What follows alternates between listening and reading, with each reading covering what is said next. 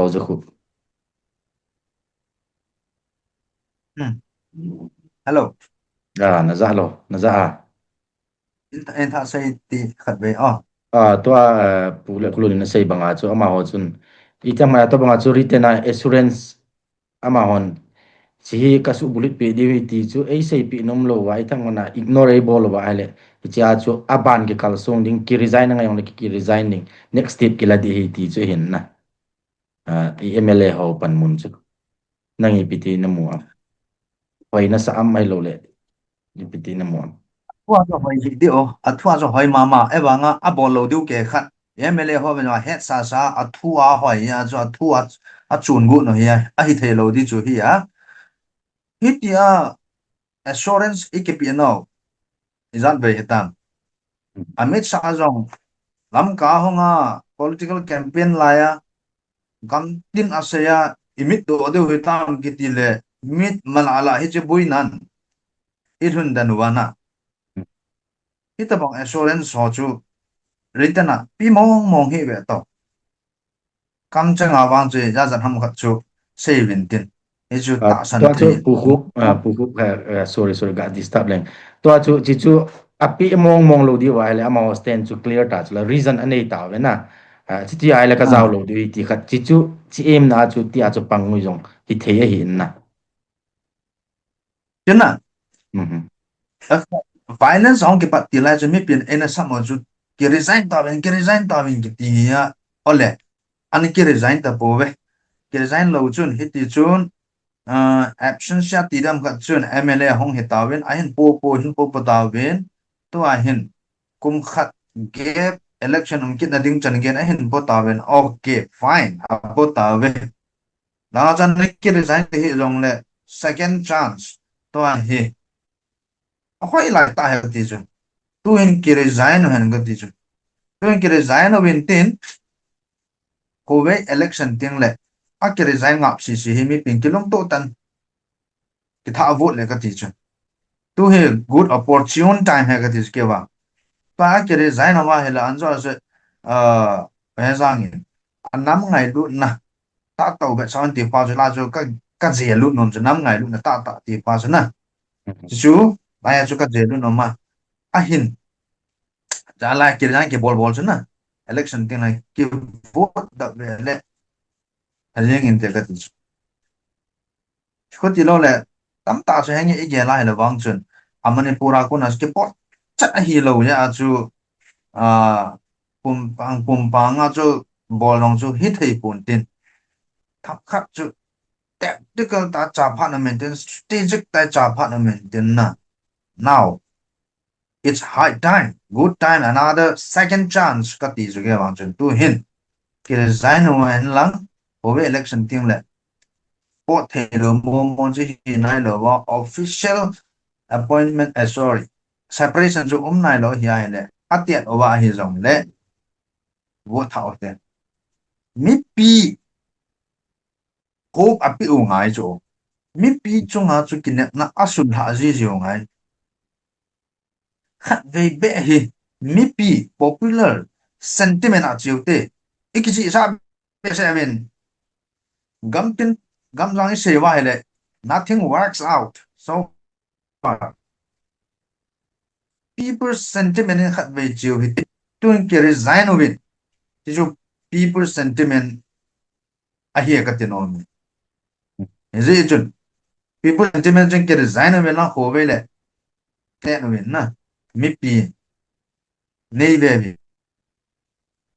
ka ti no me ke wang chun verbally assurance ke pi ho jong ta san lo written assurance nei pin atiu yong cho athu a hoi wanga written assurance pi mong lo diu hi nung le wang chun them chan na ding cho a hin na in hi chi them chan na pa a chu sm nai sai pui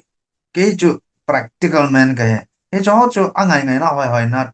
theory a hoi a ka la he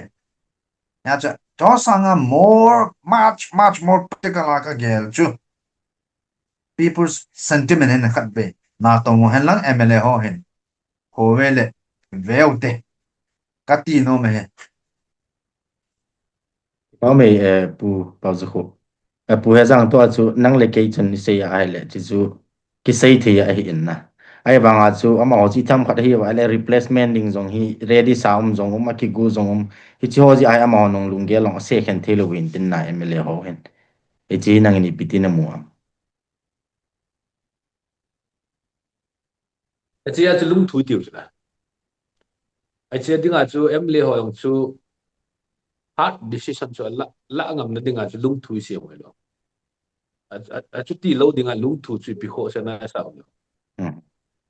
lung thu should not be only in theoretical, it should also be practical chia chu lung thu chun em le ho chu nam pi ngai lut na nam pi khe agel kho nau chu ki chi sa ta va sa ta va le lung thu kha chu ki gel ta lung thu ni chun chia chu backup ngai chu la lung thu nin bata backup le mo dung neu na ti pi mo cha chu tam ta sai din bo chu ti lo le lung thu lo chu min sai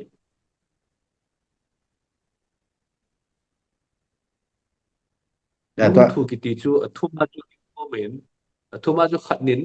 nam pi ko sa chu step ala ta le ni jong chu nam pi ko sa ang chu achia chu ai pi ki se ya chu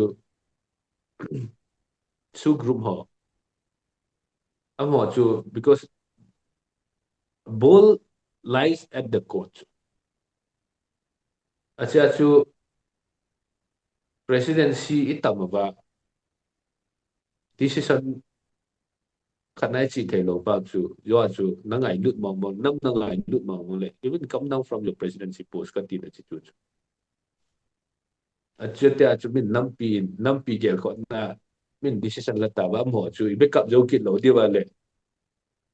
koi chu nam man ngai lut dang ka mi pi ho jong so ta bang chu min nam ngai lut ja cha na chu step ala le mi pi jong cha chu lung thu nei lo ngai ki che sa nam ho chu ta tai mu na chu din pi ki di chi chu bo thai lo di wa le ga mo se mu me ni ti wa ki lap lo di chi chu hi ni cái gì pu hay rằng cái bao mày pu luôn năng ni piti ngai dan na yam chỉ to hong cái xây point pen so Unjo ko khumin practical ka hetin na ahoy hin practical hi ngain guts ne ngain tel tampi thil topi tampi sei do win tun la chu kyong nom ka sign practical solution ngi ngain na ngam sung ba hin practical le le yong chu risky jamin practical solution hi ngain tua ikiwai hop naw hi thil khat ni a boy khat omin tel tampi sei wang wa chu a problem jo si la solution jo si chu mun khat le le haina hung hung jeng in na chi hung na lai pa chi pi ham tile definite leadership in nei thelo pa hi chilai hin hung le le to chu te ka khana ke je si chun mi pi phatta chan din pi tai mi jo sin mi pin ke je si chu ha son ni son ta ve tu chunga go tia bang ka ki pa na ta kha chu ke je si in gam kai jo sia government formation i bol de mi bol lo di hom tile gam kai jo sin government form loading a hi etile keje sim chi thu pa chu akipo a gohatia kyon mi pi kadin pi win mi pi in government form loading a hi ti win chi hi kan sel ha he lung thua tile a chu a su hon su group hon jong chu respect ngai ke ta chula na a ban to MLA ho jong chu political people representative a hi je wa chu chu respect ngai ta chula election MLA ho chu am ho perspective wa chu center chu su long lein na dinga chu apan now chu written assurance su state no center na pi ding chu ta sanam poi ka ti banga chu hita banga mo chu center su lung ring khana chu pan mun khana ke sem pi dong chu a hoi mona kit de pon na e bang chu win win situation in kalain hilaya tu pi ka sa pen pa hi pe ham ti la chun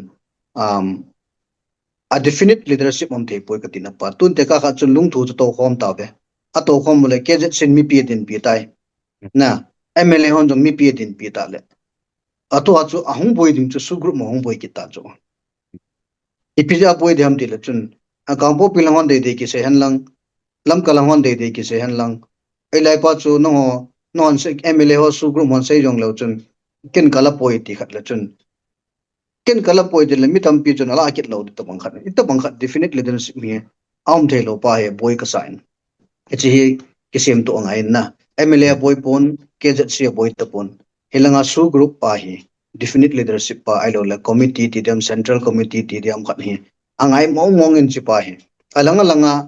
khatlang lang ide se khatlang ide se wai la chun koi thu chui la du ta lam kalangon hoilang hoilang pa chi zui diu ta kampo pilang hoilang pa chi zui diu ta ale tin pol morelangon hoilang zui di ta chandel lang hoilang zui di ta kichi pa hi sem to ngai ka sain na chi chu khat in tena ban to itabang inamo hi away forward phatan chiu te ti wai le chun to ka sei pa chu sem to ngai in aban te ho sunga anjo ka sei anjo pat la ka sei pa chu e ho sunga hi galmi langa hi galmi wang chu tip lo de ka tin na ali chu anjo pu he jang seitan ningtin ling thu jang an seitan cho chu thil tam pi omin min ei bol na ho hina Christian hi wangin pija ka le piha indung chang na koinding het lo ka long om jin choi sumil lovin hilang zo akhun inei zo si ngat sa utin e ho le ho ti ka in jinga sa da pot pot le han chu practical solution in kamu in chu ahi thei thila hin ahi mo hi pun na nam ngai lut na ti ta nei wa le chun ahi thei lo hi pun chi abana chu very practical solution khat chi pi ham dia le chun tu chu MLA hona sei pin pau chu aban la ka kai de ma ban la ka kai lo de am ti pa chun aboi pi hin na ya chu public chun assurance tabangin pi jong le han ei ta san nai lo di hin heji chun mi pi hi a public pa phaten ki ho tin 2027 election ka ahini ti hina mo ama constituency paten safeguard bolo hanlang government form na jang pandau tin 2027 election hong run te ngai le chun tin masanga bangin free and fair election hoi bolwa nam sunga boina am dingai le chun paten om si nam dat notin na on jong public pledge lawin lang mi pil hando ka hevin mi pi de sa dungzu ya ka cha diu hin tia SM movement le mi pi de sa lowa ka cha kha le mi pin ka chung thuna sei te ti chen gen soi bolo han lang amo ma mai ki nam dat han lang paten movement pa he amo ho langa chiu han lang political lobbying bol te bolo han lang not is langa koi ki mu pi them langa chun chiu han lang ke je si chen mi pi patat chan din pi han lang pui jang ke han lang su bro mo chun ki top ta en government na amohon a table pa chu iptl odi gom pata chu kivet to janu le chun enam sung che lai chu definite leadership hongun thei ri ichi jang di way forward um de ka tin na e chang chu kan put up no me ki pa me pulun pu pa zu ko yang me kiza ko ki zai sei zaman ti ham nang mangai dan na discussion hi ja chuna question specific ta long di lo he a issue pa chu anjo kisai bangen long thu hi phate cha mi pi hon ibe suilo wa hi le to hi lung thui ti wa nga lung thu hi nai sai lo be bo we angai na ki sa ji hi in e ho jang ilam kai ho hin ta be le mi pi hi e bol ngol je mong hi in center hon ilam kai ho ta be le la tam zo hi a hin thep ji mong wa hi ho ilam kai ho ni ho mi pi ho thep ji hi lung thu ki tiang ha chi pi da no principle de ke to lo be hi hi chi lung thu hi i ho society tu a se hi lo cho ken jong le ha khat cho the fifth discipline ki di khat le ha khat me ta chi leadership lang hona simo management lang hona simo fifth discipline chi le kha bo hu chi lung thu thum hi ki ji cho chi lung thu thum principle he leadership thu hi ki ji hi cho ya hi cho e pa wa cho ile do le lung thu ya hai e wa nga e o lung thu hi e so te sim do ya hi lung thu ta hi lo cho a kyang khat lang hi kyang thu hi kyang khat hi hat ke kyang ni hi hat zo lo me bial ki sun do le khep le ya a ki sum do bu le me ju min thei lo e a chu e ji MLA ke je si su amo thum kyang thum ho la hi khat hi a hat ke ja hi a chunga ki sung as a separate administration cho min thei lo hi cho e a chu khat ve SO lam kai khanin ichi ilam kai ding ma wa body khat siamo hitivin ichi chu working group sauti aniti so ke ka kinet na chu ai le o society civil society su MLA representatives dang la khom ding working committee highest apex body sim ding ati ham angaya chi banga hi hi working group ma kiti ho hi kati le hitalo cho working group asimu wa hi working group a hi di pa zo hitalo le ai chu a hi ta rong lung thu chu athuma chu ki to chana federal hi ngai cho khat hat gun ke ni hat lo khat hat lo cho achu a ki som bu le me ti men mong dam ka ti cho ya chu e cho zo si la the la khoma ma khat highest decision making body khat sim do ngai cho su te he political dialogue ki ho he ti wa ke wang chen a sai do dio ka ta san lo cho a la ama ho a chi the mu wa hit tabang khat comprehensive body khat asim do theiwa ama ho jong akije lu theiwa hi le hung hoi ding hi to hi political dialogue a chi ting le CSO ho khat be zaw hen ta question i bolen no mo mong lo ju center to aki them now ipi maham alai amo ka la ho mi pin he khale bo jin te yo ki zol na hi yo ke ngai na hi jo le mi pin he khale boy khan de atiu idam ka gin mo khan ji cho elo le akimit sa na akimit het na ba khu ki ho jiu ham ka ti cho cho khu CSO khat gapang le hin man do khaut ne ati jiu ham ka ti cho chứ có question này chứ các điểm thì lâu biết chứ anh cho bảo hay sang in lung thu nhau hay là su hồi ít điểm thu hay tí ba chú ít bảo mà điểm cho anh ngày lâu thu ya na question này bảo lưu chứ ama hồi answerability anh ấy ngay yo accountability hiểu accountable hiểu ngay yo answerable hiểu ngay yo chứ ấy yo hiểu ngay chứ ấy ra mà chứ non state actor đâu Pukup tu they are azuna part of state actor pukup excuse me khat bega disturbance chi thu achu kenong pu eron jong na chilai the bridge mama a hi kana do kha achu involve sa theilam ka tile chi chu home ministry a jong ki thut hi tan na abana patle chi chu ama ho chu het sa ngai ham permission la ngai ham ti chan ge yong kana question en aman sei chu ipila thil chu ki het tu ngai hin na to chu ki het tu to bang mang mi di ti kha chu chu ki sei tai ti hen bang tu chan hen bang chu chi result bang chu ki mun na hen na sei be no man pu ấy cái hệ một chút cái hệ đưa cái hệ chạy này cái hệ đưa tay hồi không áp bập beng pen anh cho bà ôi ra sẽ bằng à ipos elo le hina elo le ulu nên sẽ bằng à ego compromise ngap chaliwa enam khan to ne ding hi a hi le ibol ngam diu a hi le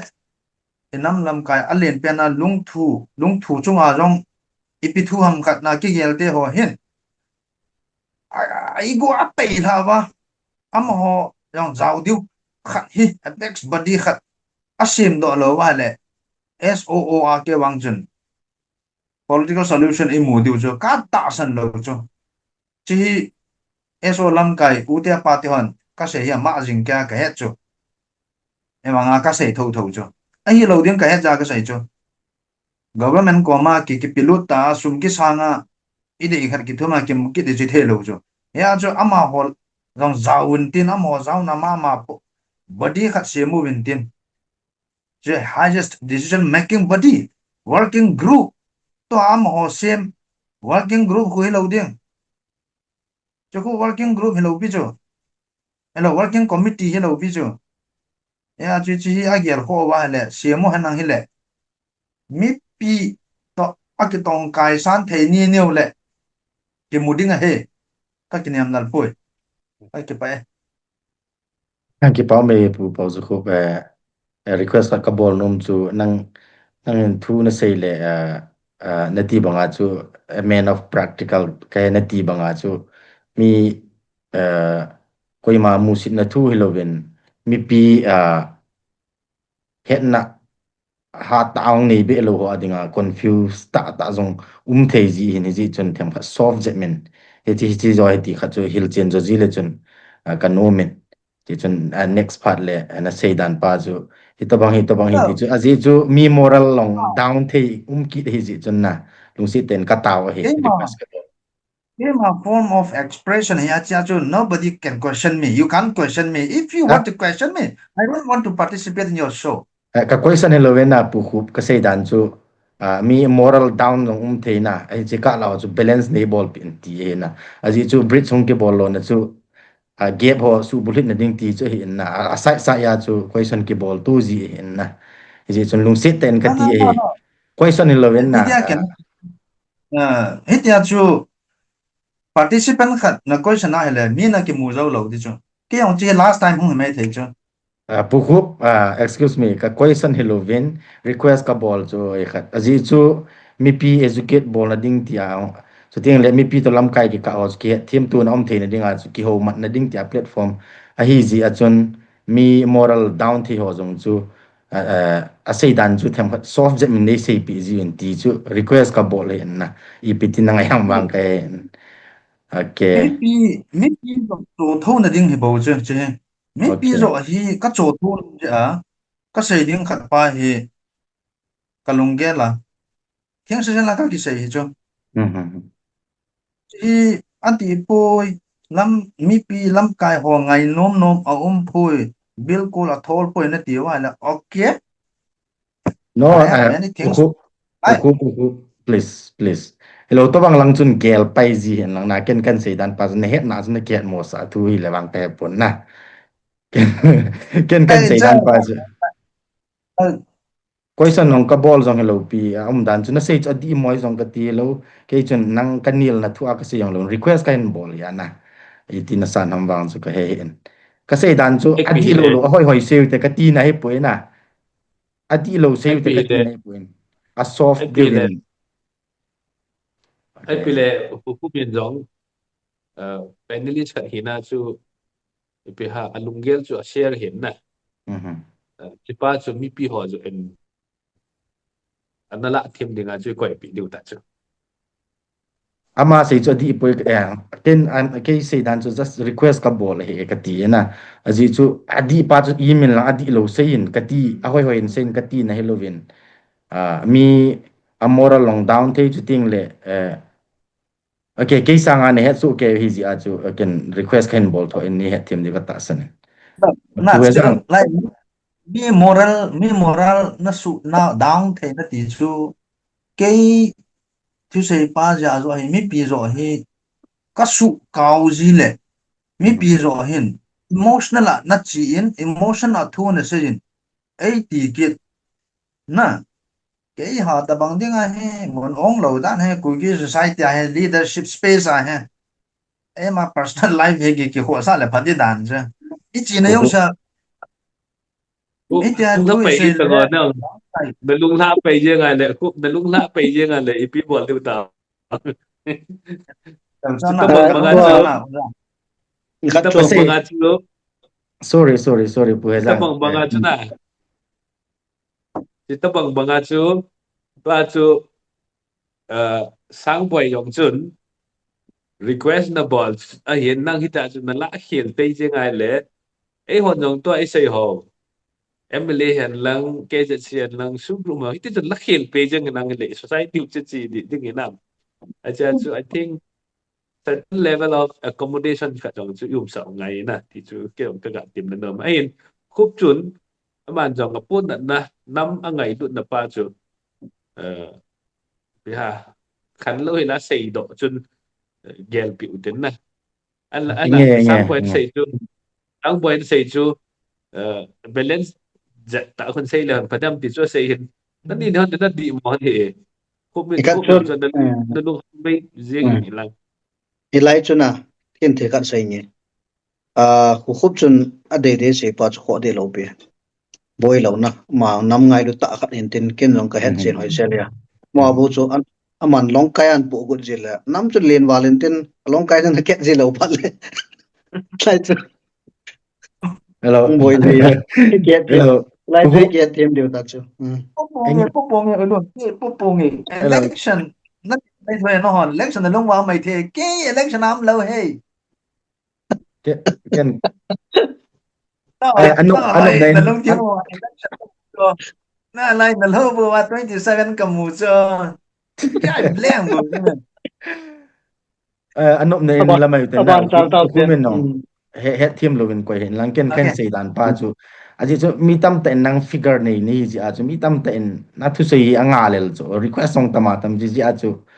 society a boine pa chu vendo na ding zo chun thu taung chu im ku mu zong so te ti bridge ten ka chi piu ji a chu get phot ding ti pa chi ji a chana a thing selen sei jing leng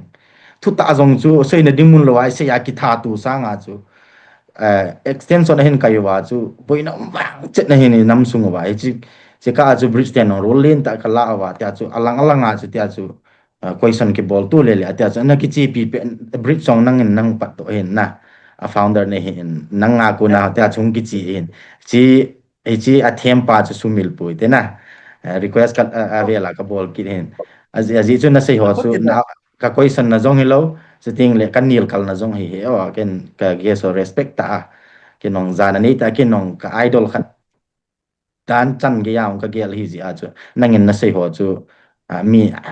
agi the ya laung the hi ji chen them khat balance ne bol pi un ati yong len tam hiu he vin nei sei pi un ti dan ka hi na sei dan nong chu ka complain nong he di he ku chilang chu chan chun ngau ti ke thi mo di jong im hiu ven na là bridge I mean bridge LIT bridge light so balance ball này là thank you whatever pu giang nangin to nó pu là cái thế lộ pi chứ không có cái hiện nào chung giáo đa đinh cái nó pi ta lâu đinh cái tí cái kỳ giác cái kỳ tìm vào cái kỳ train vào cái long thì mà hệ thu hi ola cái gì thế lộ lại sẽ này rằng cái in sung à rằng as cái tiền tiền cái ta bây giờ cho hi cái thế lộ pi chứ không accept nào chung accept chung ai zo ka bây sei giờ các dan cái hiện lộ pi chứ cái hầu nào thu cái xem là hầu nào thu cái cái xem na enge pu dù ka không hetim có cái ka lo cái hetim tiêu ke hetim ma mai pu pa zo hu aji chu a ke hetim ma mai a ke hetim lo he pui na eh,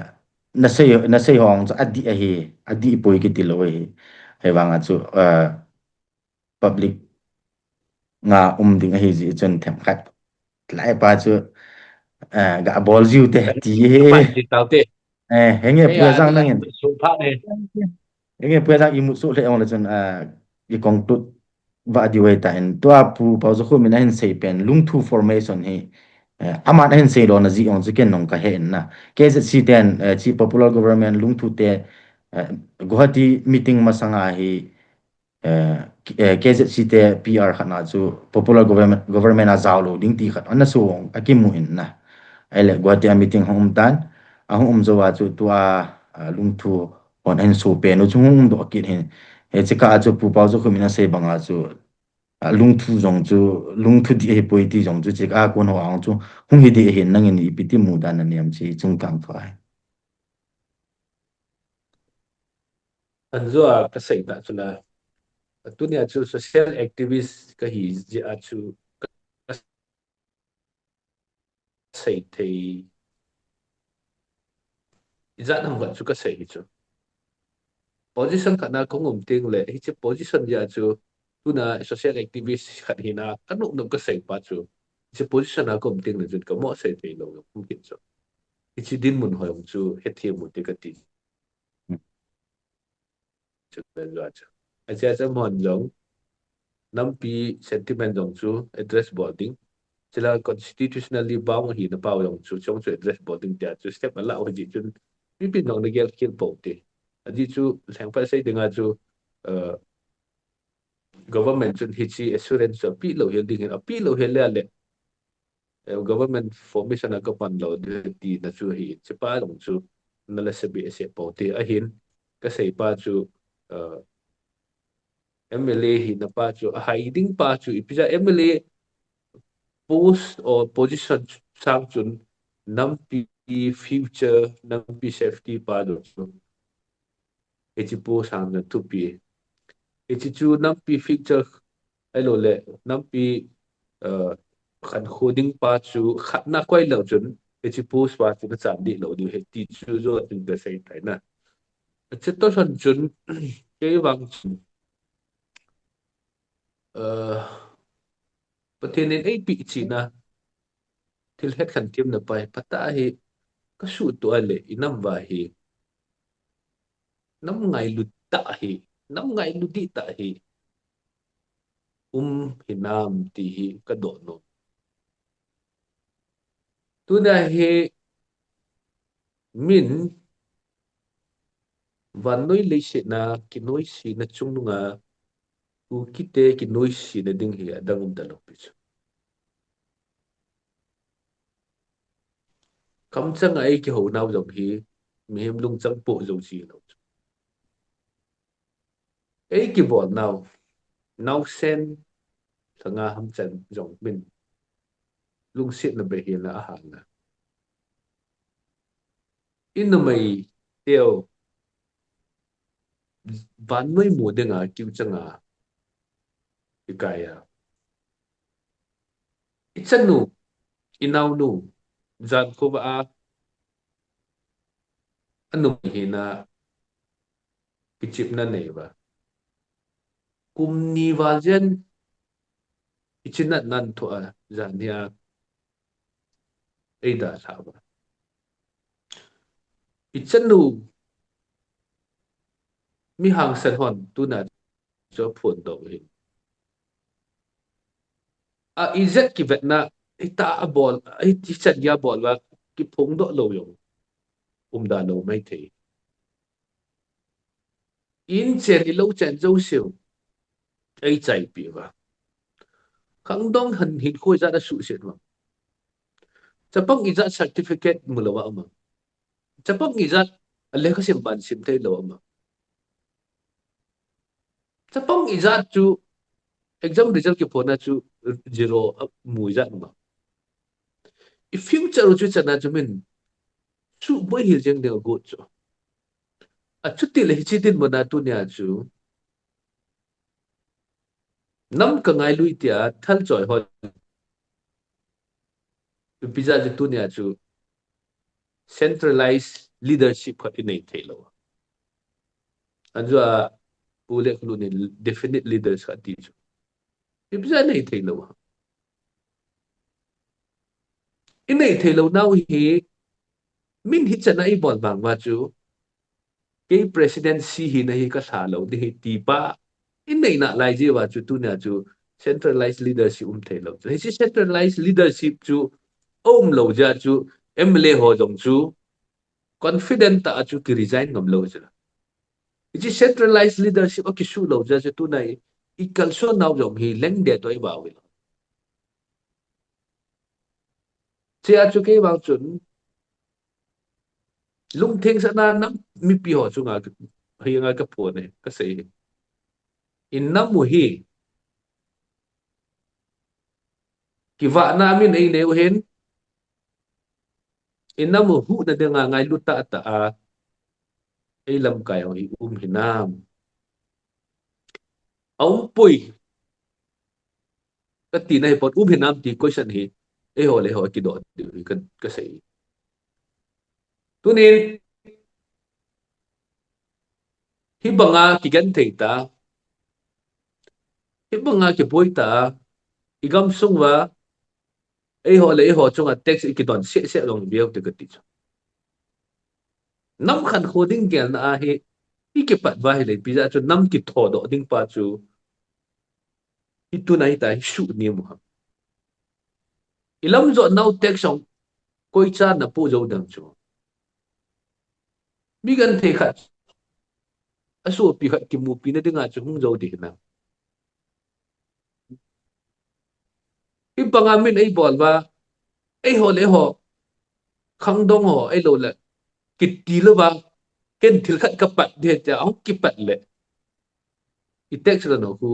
koi cha tho zo di na iti achu iki tho da ba iti achu iti do du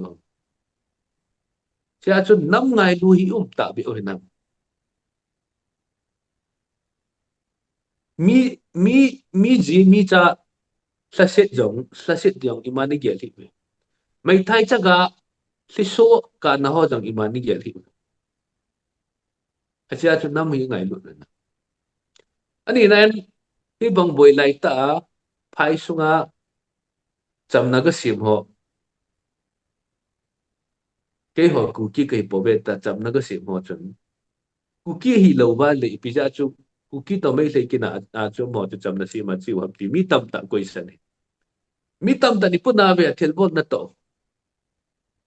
ai le ko chu ngan si wa mi le chi mi zong mi cha bai je hiu cho mi khuna gul hing mat ding ai nuk ta kyum ding ai ma chu nam chu dam ding nam chu khan do di ki ti chu ta bang mi ta bang mentality nei ho chu hai lai pha de ko na ngan si wam ka ti a thil bol ti poi pha poi na ti ba le nang ki pan to ngo ko na ngan si wam ka ti a thi ngam lo ni hom lo ka ti le lo na ne be ni sit na ticket ve nam pi khunung ding chun thi tau ti na thu sim chu khang khang au ki sim ding ku ki hi se mong lo dis tu na pasal nei le lo na ni a na thi chu na thu sim hoi lai ki sai nam ti lam kai ho jong ai mo po ti mi pi lo hi lung thi mu hi lung pu ro di nai sai lo chu mi thi han gei hing han ki ti chu hi chi mentality pu ji wa chu hoi lai lu di hom ka ti ai thi gei thi ma sa ngai tai ki pi do niu le tu dai bi sa hang san ta ka sai hop kyo an tu khát lên đi chân họ dùng tôi xây bốn hàng dân mình quay âm hàng dân ta bảo ngầm giá hàng dân ta cái bảo hít nắm cái ngày được chịu chứ popularity hall cái lâu bị chứ hàng dân ta cái bảo cố kêu là cái bằng cho ground ngà giống bọn thấy chân cái bọn khang đông ý ra higher studies à kỳ số năm khang đông ý ra a future kỳ xem biam nu mi pa chana income generation kỳ xem biam ilo ho now chana hi in chen do de do na ki tongam tunin thun bon hang sen native action po ma ka che ke bang tu na hang san ta thu ki se ja mai le hon bol ki tai bol ni wa chu ko ham e punao ko no ma e ma hi chen ngai lut na pa chun tu na hi ki chat na thei tam tam jong le e pau sa hi chu khan la nin aban mla nang na hi ding he na na to na thil bol de gamoi se mla chu ka dung thima ka ko ya kin thil pa ka bol le chu mla chu ka dung thima ka ko ya tu na si thu da tu di isei ka hi no chu kamu che chu tu na hi chin nam hi a ki tho do lo wa le a ban khang dong ka cha ka tu hi i cha sa nga mel si zo a ki bol ding ti kamu ma sa ja chu tu na chi chu lo ne ding a chu na thu di thu ta se ho sa ki vai po na dong a di po ita jang pa na ka sa ya dang ji lo i chi ki shu di lo le chi sa nga noi nung zo a le jo mai lai hon noi si ta i bol ma ama hon hi ta hi suppress ai bol ipo na nu chu e ho li ho ong ki bol chu la thing noi nong suppress ai bol ho sa nong suppress ai bol chi chu im di lo chu at di ata chu sei di hi cha chu ki shu di the lo di wa de separate na mission jong chu a sei nong sei da bin ka ti nang in ban ho sa hi na pi do nga cha la kun manipula pa chu ho chu e so do di hom ka ti ấy lung trăng lung đi lâu nay chú quên ấy chỉ lung trăng à chú quên ít ấy ngày đuổi được cái gì ai cha chú tôi na chú nắm cái ngày đuổi mò về tì va hele no operational area ít chỉ nếu cha presidency post day chan a group tam tại đều hi su bay phát ta chú tuy bông khu không khẩn tổ lại tại hiến lang khat ho sa lang ho sa nga khu yung khan to di we ai ba nga party tam be se ji wa chu i ma cha khang to zo lo chu min gam la nam ngai lu cha tui bong khan to na de inan sa long le na tek chu yong ko man pu zo lo chu kol kol ho businessman ho yong pui lu de chu yo ko ma sang asa langa chi nau chu pem ti le textual min chi langa ku protection mo zo ti la igam neu cha van ilung mon thei lo le hoi la chu pi iti lung mon deu cha chu nam mi pi ho tu ni hin leadership ma pa na an neu chan ge ki ko lu te nam ka ngai lui ti hi zo le na sei po te pa then ho te hi tu na hi ta ta ai ti vai le sacrifice bo diu tam tam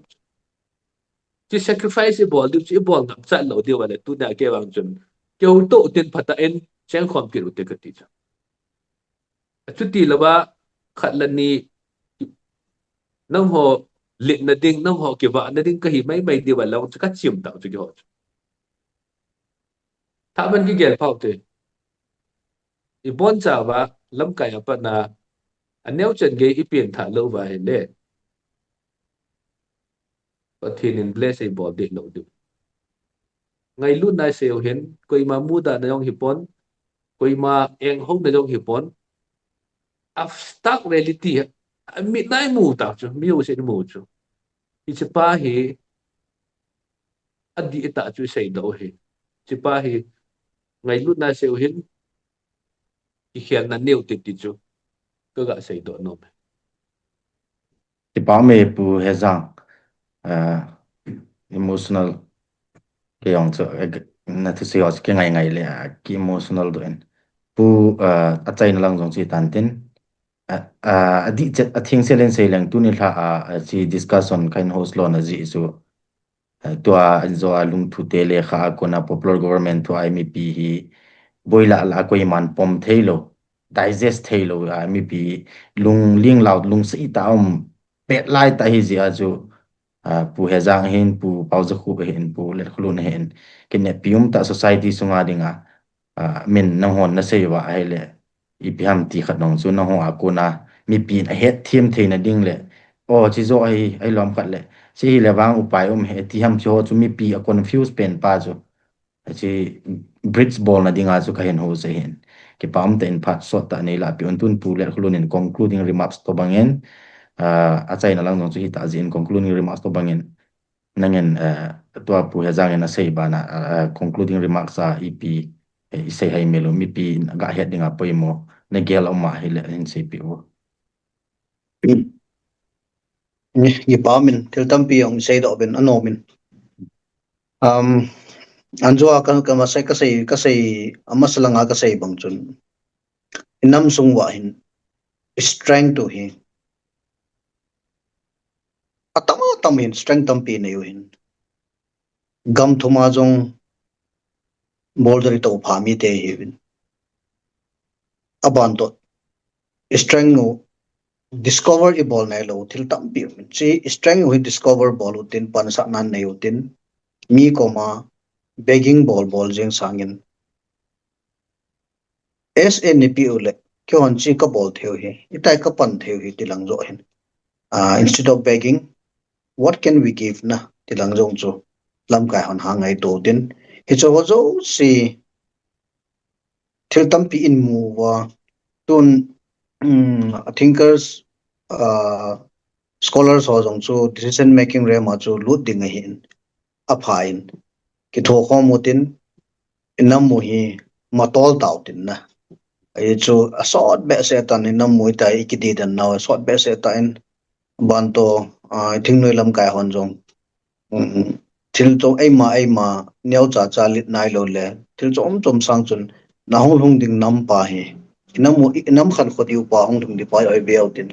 ipilam pia ji ki tho khom wa ipi chu negotiation point il ai hol wa hoi langa chu koi panowa government to ki ho the lo ho jong chu ipi ai lai hoi lai ji pan sa the hom ti chu ha ben ve out tin chi khom motin mi pin jong jo aga sei banga chu su chu dem lo di ka ti pon su ke jet CMLA ho dem lo di ka ti pon mo dem lo di ka ti na hin na dem ding ki tele mo dem chu til chom hin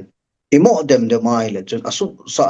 chu nam lo khat tabang khat min cha chu khat la khat chu ki phin do to wa khát là khát chú iki gin mo to zio hin si chú ipg am del iki mo dem zio hin ki mo dem sang chun ki dem motin practical solution pa chu podo utin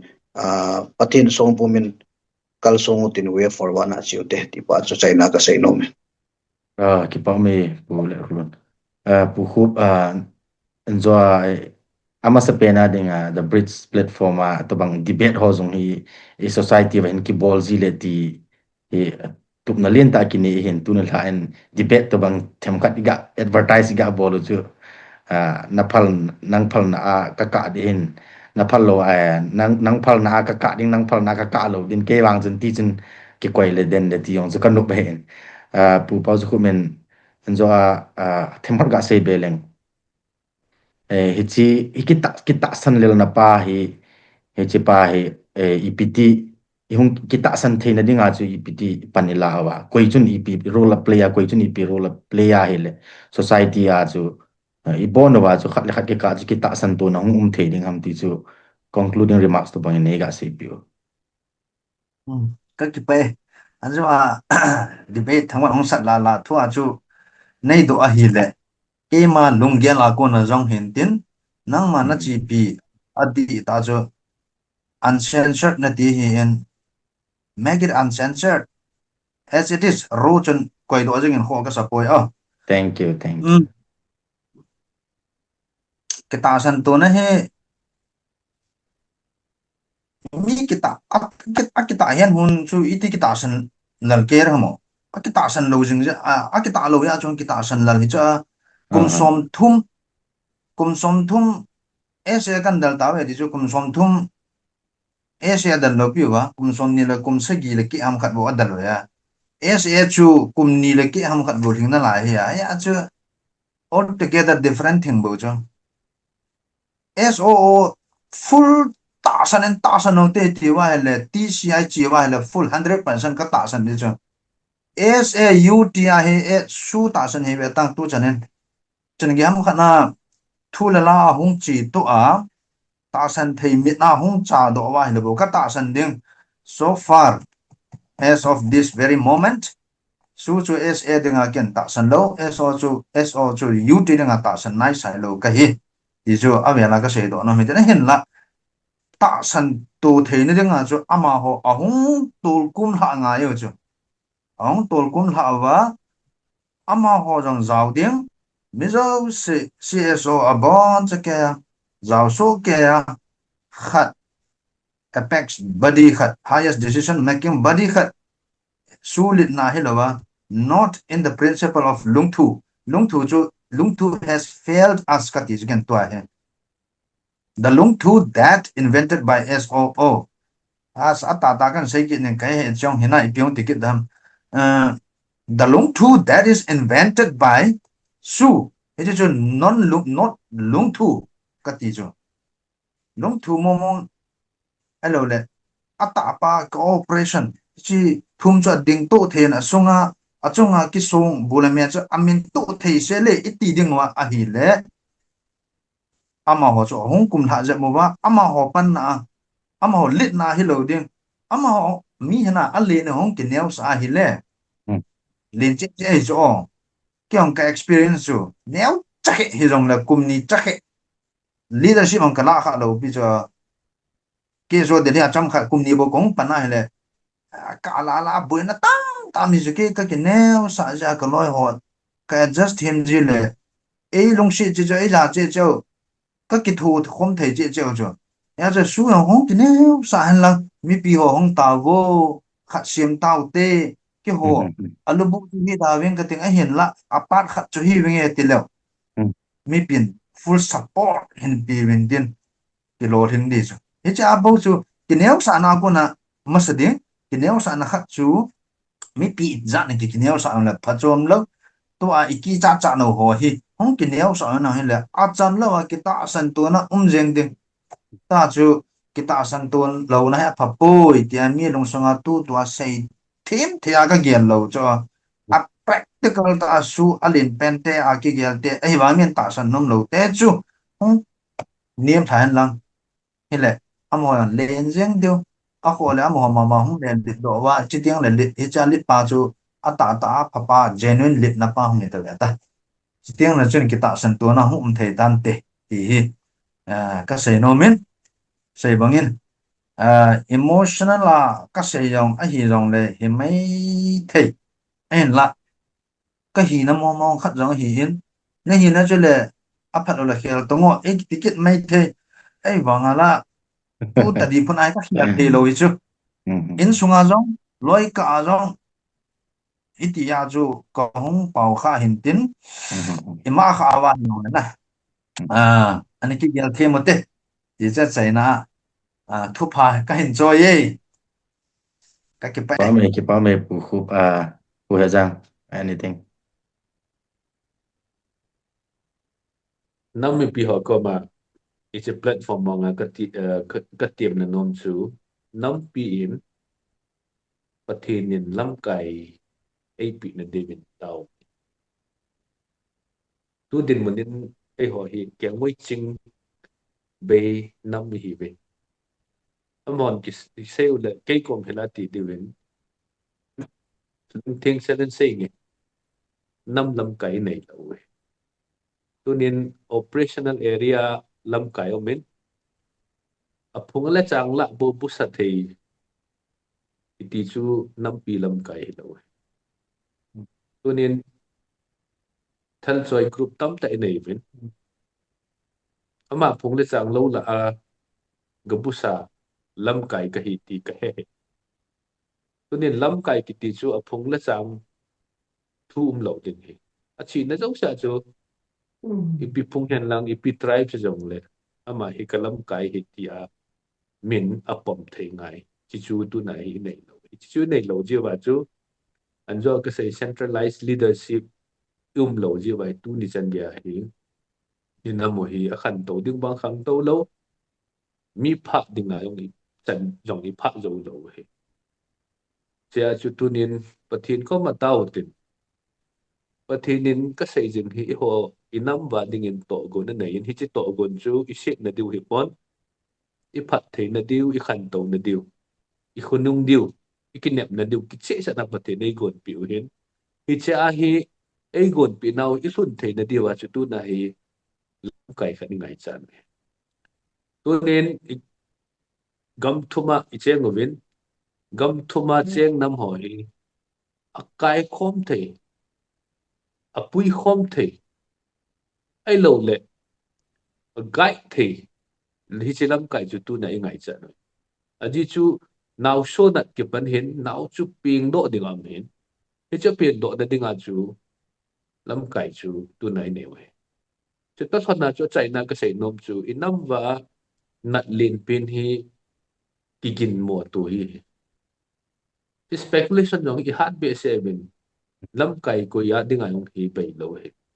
tas tu ni in kigin mo tu bol pok de ke wang ka ging mo poi doctor sei den media platform ha jang pana sei le kata sat jing zo sei le pathin atma chunga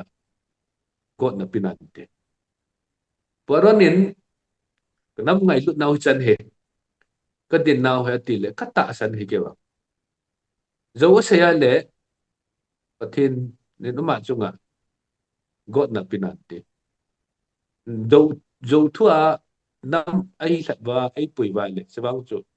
pathin ni jong mo vet pon te ji chu tu nen pathinin to na nei hin chia chu athu pi pen chu lam kai ingai ve hi chi lam kai chu na khat na pathi na koi ding an ni na nam koi ding ei mi ki ti pha chu ama thi san le phe na wa again thei jing gel thei jing lam kai tu na chu in ngai cham ne ne yong nei deu ya ji chu i tau de ji chu ho bung tin na tau tin en ngon na thei tau na ki mon na zo sa tau te pathi ni chu ei pi new le inam ho a ve la ki tung do de hi chim thing pa phan mun tin zo thing pa phan um de tu nai ho thing pa phan he chi pa na dinga chu lam kai mi pin ka lam kai pa ati thei koi phung koi cha hong ni hit ama ju kalam kai pa he ti thei lam kai tu ni ngai cha mi tao ti ti chu chai na ka se Ki pau. Lai ka chu anchor panai phal denga hele nyau Okay, khat okay. ka a phalamin we zangin ki question tu de ti bangin ken jong we zang chu ka do chet nom khat nomin lai ka chun ilam kai ho chu question de he dem de he na ti in kyong chun di ka sa ka pom yeng cho ka san yeng le ale to chu doctor selin ama chu ga point out te em khát chân thua sẽ ai hele center đó cái hậu viên atile ase cho các tạ san riêng thế ít đi vài hele ebona chu ilam kai ho chu equation ta du hum criticize ta du hum question na ding criticize na ding om ta poi ít đi chân mo zui zui wa phatalo hum ka ti he hết chu we rang ko ma ga do no me he Okay, okay. ken ka sai do na chu number 1 amo chu impunity anei lo pi chu equation na diu idem na diu chu dem na ding do lum chala territorial integrity ke thei lo na soin kai chu chia chu bi idem na diu bi chia chu question na diu na a question na de development a dem na de development hi lo bi ho chun gigin mo ji in cho te bol po de ka ti na he ki chi ta cái vang chun na territorial integrity example anan pia hele ti si hele wang koi ma cha dem hi ve tang su ho as long as you do the wang chun ka question jing ni chu a cha lo dan ho yong na criticize critical study analysis ka bol jing ni chu ti si adi chu hele ka wang jing sai ni na dem po ken ta kita sa no te ka tin na tu ta di dinga chu lam kai chu centralized leadership nei lo wang ma tu te di dinga chu am ho chu i ho dinga chu i face chu i ho face i ho figure hi ta ja chu subjective judgment based a ipia gin mo nai nei jing pau chu ho chu nang hi zo de chun pau chu khup jong ka het chit lo hi ta min sum nan ne na sei a sum ne ha ne kitilem ti chu nang a ding an na moral down chu nam na ngai lut dan chu hi chan be mai ki gel ham ti ting le a hat pa ki kai su chu na ale to chu public movement ki bola mi pi so do di pi ja chu su group han nei kha ji ham ti chu question chu si lo chu e pi ja chu territorial integrity ke thei lo de ta soi nan kai ham ti chu question chu that's our rights cho chu bol dau te ka ti ne lo pi chu ang leadership position khana yam wa lung thu ti wa e ho dong ke chi chu mi pi representative ma la mo ne ho thilang decision ala wa achi wa he chun ichi pa chu e hon jong lam kai chu to so tin ta san leo hen mo dinga jong hat na hi do na ding dol question bol na ding dol dem na ding dol la bang chu bol ding hi ai bangin a point chu chata te la context hen icho pa bang chu kichi se se hi ngai ti chu he ke se chu zo ta san te ka ti ja chu zo do na ding dol ho do lo di ti na chu hi poi nang bang chu khat to hi ta chu sei le ka mo ta san jing a pha hi nam khup hi tin thu ki jan di ham ti chu ka do chet ma sat do chu pha nom na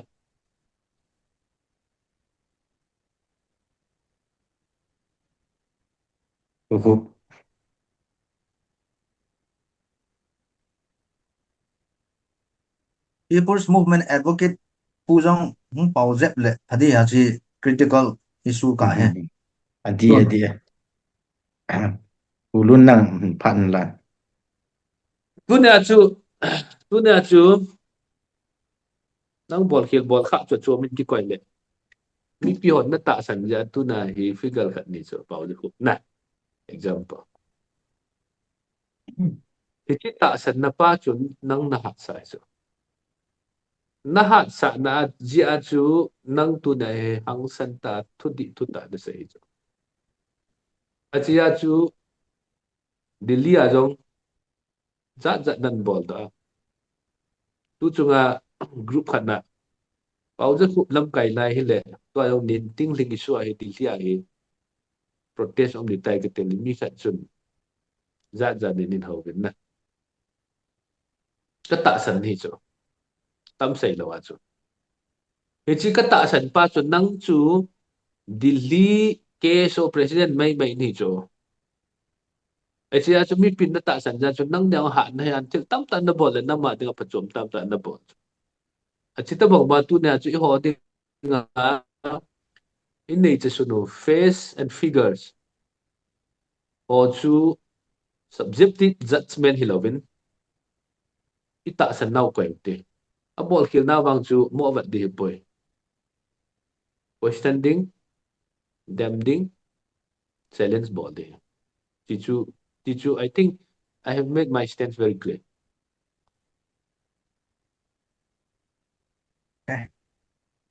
Ulun nungyan sei tango cái mà cái này đó là chuyện cái mà cái gì bị principal ấy là cái nó mi cái hạt điểm cho ai vang à cái mi cái mua điểm lâu na mi hi cái điểm tổ cho này là chuyện cái điểm na point pa cho tất cả cái điểm mình tin hilaya pa cho cái điểm na point lại ta cho hit na ball pa cho di pun hit hin chi le wan hoi jo di tia cho a practical solution to ka pi tha te te in na ya chu ken ka gel pa hi nam sunga hi ikidem wai le chun pat kidem mu te